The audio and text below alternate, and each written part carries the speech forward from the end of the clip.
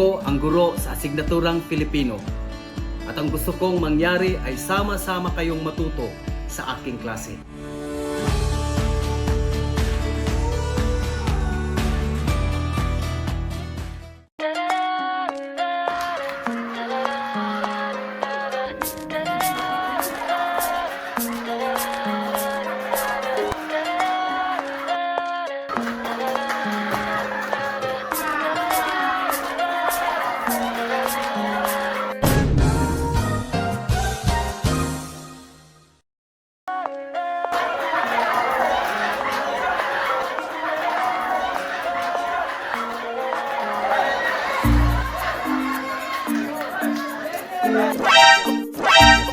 Oops!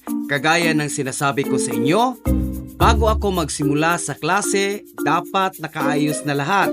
Ligpitin ang mga kalat at higit sa lahat, ayusin ang inyong pagkaupo. Okay ba class ang ginagawa ninyo? Okay, sir! Ngayon, tama ba ang ginawa ninyo? Salamat kay Jen dahil lubusan nyo nang naiintindihan ang politikang maikling kwento. Ang maikling kwento galing ng bansang Pransya na may pamagat na ang kwintas. Ngayon, palalalimin natin yung inyong pag-unawa sa pamagitan ng segment na ito ang 11 Apo. So inaasahan ko na sa pagpunta ninyo sa kagrupo ninyo ay makukuha ninyo ang ano ang ibinibigay sa inyo mga pagsasanay. At ngayon, gagawin na natin ang isa sa paborito ninyong gawain, ang group activity. Hangarin ng gurong tagapagdaloy na ang talakayan ay maging isang bukas at mapaglayang espasyo kung saan malaya ang mga mag-aaral na makakapagbahagi ng kanilang mga ideya, opinyon at tanong.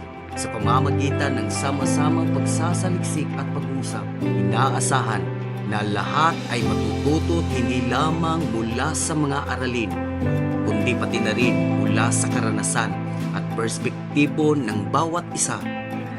Tayo'y magtutulungan pang lumikha ng isang kapaligiran ng paggalang at pagtutulungan na magdadala sa atin ng mas malalim na pag-unawa at pagkatuto.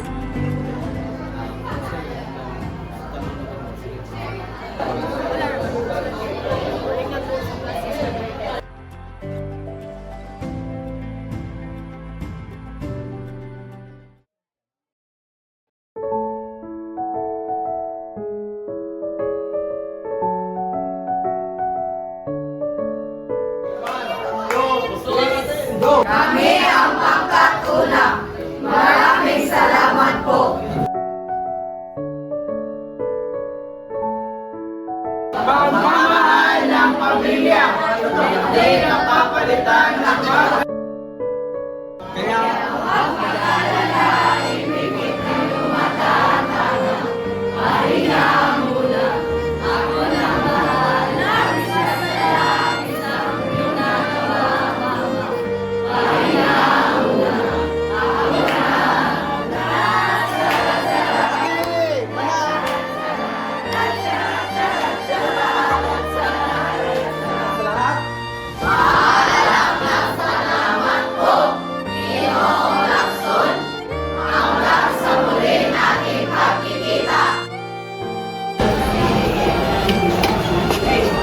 Ginoong Lacson, maraming salamat po. Walang anuman, Inday. Sige, punta ka na sa classroom. Sige po, sir. Salamat po, sir. Laging tandaan, ang gabay ng guro ang siyang kaagapay para sa tagumpay ng pagkatuto ng ating mag-aaral.